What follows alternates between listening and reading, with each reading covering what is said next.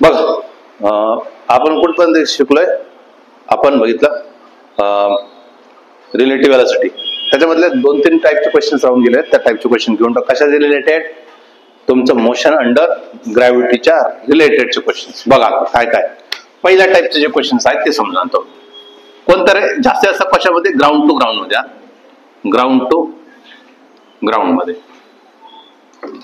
Ground to ground मध्ये. आणि दुसरं कोणतं आहे तुमचं? हे बघा पहिला क्वेश्चन जो बनवतो ते व्यवस्थित समजा.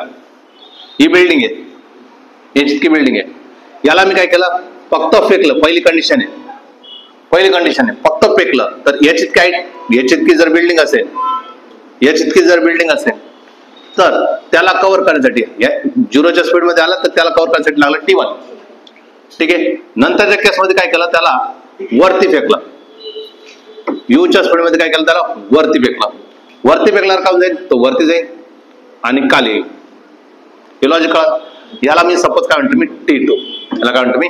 T2. आणि आपल्याला माहिती आहे ना, इथं आल्यानंतर याच्यावर व्हेलॉसिटी काय राहील? यूच राहील, जेवढी इकडे तेवढीच.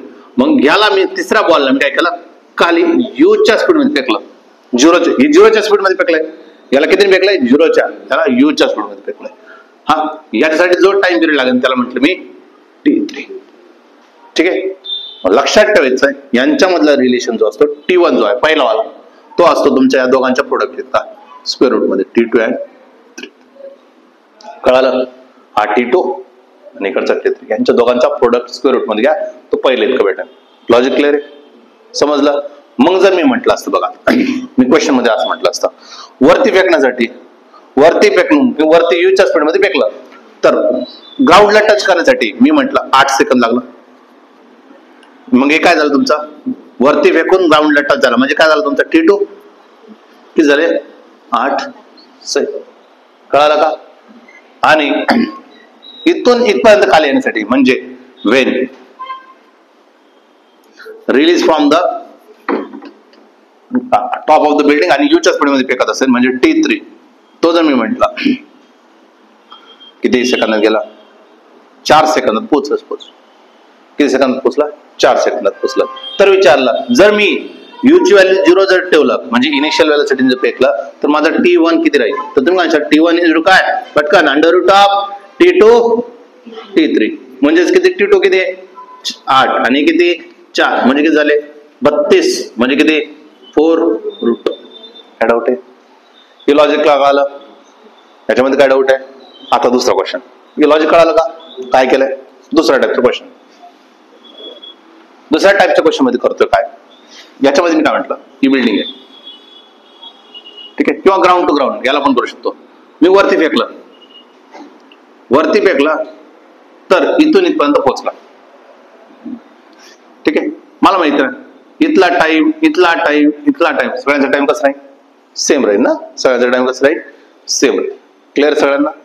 व्हेलॉसिटी सेम राहील, टाइम पण सेम राहील, सगळ्या गोष्टी सेम सेम चालतात ना. इथं 1 सेकंदाचा आहे तर इकडे 1 किती गॅप आहे? 1 सेकंदाचा असं म्हणतो मी. मग इथं 1 आहे, 2 आहे, 3 आहे, 4 आहे, 5 आहे, 6 आहे, 7 आहे. कळाला का? 1 बरोबर कोण आला? 7. 2 बरोबर कोण आला? 6. 3 बरोबर कोण आला? 5. लॉजिक कळालं? असं. मग मी काय म्हटलं, जर इक्वल टाइम इंटरव्हल मध्ये होत असेल, इक्वल टाइम इंटरव्हल म्हणजे कोलिजन होत नाही. जसं की इथं म्हटलं मी T1 बरोबर काय? T2 म्हटलं, असं दोघांचा टाइम पिरियड कसा दिला? इक्वल दिला. असं T1 आणि T2 दिला, इक्वल मध्ये दिला. तर विचारलं तुम्हाला मी, पहिलं विचारलं गेलं तुम्हाला व्हेलॉसिटी काढा. काय काढून द्या? व्हेलॉसिटी. इनिशियल व्हेलॉसिटी किती असणार? वरती फेकताना, वरती फेकताना इनिशियल व्हेलॉसिटी लागेल ना काहीतरी, युचा स्पीड काहीतरी लागेल. कितीच्या युच्या स्पीड मध्ये फेकलं तर काय प्रॉब्लेम? 1/2 G T1 प्लस काय डाऊट आहे? T1 plus T2. जर मी इथला T1 म्हटला आणि इकडच्याला काढलं मी T2 म्हटलं. लॉजिक कळालं का? हे काय भेटा मला? व्हेलॉसिटी. हे बघा ना, प्रॉब्लेम कन्फ्युजिंग पार्ट होईल त्या दिवशी सांगतो मी. G म्हणजे काय रे? Gravitation acceleration. युनिट काय येणार? मीटर पर सेकंड स्क्वेअर. T1 यांच्या दोघांमध्ये ऍडिशन तर युनिट काय येणार? सेकंड. सेकंड गेट कॅन्सल म्हणजे काय भेटलं मला? मीटर पर सेकंड. कळालं का? बघा दुसरं, जर तुम्हाला हाईट विचारला असता, मी काय विचारलं असता, हाईट विचारला असता, हाईट विचारला असता फॉर्म्युला तोच 1/2, पण आता होईल तुमचा T1 इंटू, इथं काय प्लस आहे, इथं काय प्रोडक्ट मल्टिप्लिकेशन आहे. बघा जीचं युनिट काय होणार आहे, मीटर पर सेकंड स्क्वेअर, यांचं दोघांचं काय होणार आहे, second square second square second square, get cancel काय उरलं मीटर, आणि आपलं एच म्हणजे मीटरच आहे. लॉजिक कळालं. जर मला इनिशियल म्हटलं त्याने सांगितलं 2 सेकंदाला आणि इकडे 4 सेकंदाला क्रॉस करतोय, म्हणजे काय म्हटलं त्यांनी, हे असं इथे किती आहे 2 आहे, इथे किती आहे 4 आहे, म्हणजे 100% इथे किती असं 3 ना, इथं कळते का नाही. तर इथून जर तुम्हाला विचारलं इनिशियल व्हॅल्यूसाठी सांगा, तर काय केलं असतं, इनिशियल व्हॅल्यूसाठी जर काय 1/2 जी काय करायचंय, मल्टिप्लिकेशन ऍडिशन ना, T1 प्लस, जिथे तुम्हाला कन्फ्युजन होईल तिथं टाकून बघा ना. हा 1/2 आहे, जी ची व्हॅल्यू किती आहे 10 आहे, T1 प्लस T2, T1 किती आहे 2 आणि किती 4, 2 प्लस 4 म्हणजे किती झाले 5, आणि किती झालं 5 गुणिले किती 6 म्हणजे किती झालं 30 मीटर पर सेकंड. आणि हे पण माहित असणं गरजेचं ना, मी 30 मीटर पर सेकंड बसलं तरच 3 सेकंड, 3 कधी करेल 30 मीटर पर सेकंड पेकला, हे तर आपल्याला इथून समजून जाईल तुम्ही, पण 30 ने पेकला तरच 3 ला जाईल ना. हे तर माहिती नाही, मी 5 ने पेकला असतं तर इथं किती आला असता 5, तर इथं किती आला असता 4, आणि इथं किती आला असता 6, 4 6चं कॉम्बिनेशन असतं, टाकून बघा ना 4 6चं कॉम्बिनेशन. जर मी म्हटलं असं यो इजूड काय 1/2 जी काय 4 आणि 6, आणि हा किती तुमचा 10 ना, 5 किती आलं 5 गुणिले किती 6 4 10 किती 50, आणि आपल्याला माहित होतं ना. लॉजिक कळालं का आता, इनिशियल व्हॅल्यू कसं काढता येईल. जर तुम्हाला दोन्ही इक्वल दाखवत असेल तर तुम्हाला काय विचारायचं असेल. नेक्स्ट सर आले हाईट काढायचे, आता यासाठी हाईट काढायचं, हाईट काढायचं एच काय पटकन 1/2 जी काय रे T1 इंटू T2. जर तुमचा मेंदू जर चांगला असेल ना तर तुम्ही याला असं जरी म्हटलं असतं किती 5 T1 T2 आणि 5 T1 प्लस T2.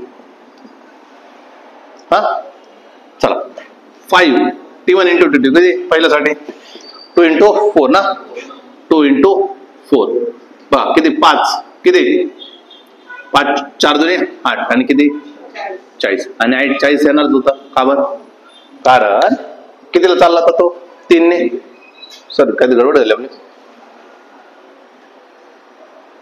2 पासून, इथून 2 पासून किती झाले 40 बरोबर, ते 40 नंतर T1 2 इंटू 4 हेच बघा त्याच्यावर काय 1/2 जी, हा किती आहे T1 इंटू T2 किती 4 आणि 6, 4 गुणिले 6 म्हणजे 24 होईल, 24 म्हणजे 12 120 मीटर. हा 5 मीटर का सोडून देतोय, असं 125 आला पाहिजे नव्हता, 5 मीटर सोडत चाललाय, 45 पाहिजे नव्हता तर काय आला 5 सोडून दिलं, 120 125 पाहिजे नव्हता 5 पाहिजे झाला. का बरं सोडतोय, कारण की हा जो शेवटचा जो इंटरव्हल आहे, शेवटचा इंटरव्हल किती असतो 5चा असतो ना. लॉजिक कळालं का नाही, मग हे डिस्टन्स इथून इथपर्यंत किती होईल, लॉजिक कळालं, हा 5 सोडून देईल ना, हे डिस्प्लेसमेंट मध्ये होईल, हा काउंट केला जाणार नाही. कळालं का, म्हणून किती झालं 140 आलं, कारण की 5 सोडला, कारण की वरचा स्किप करा.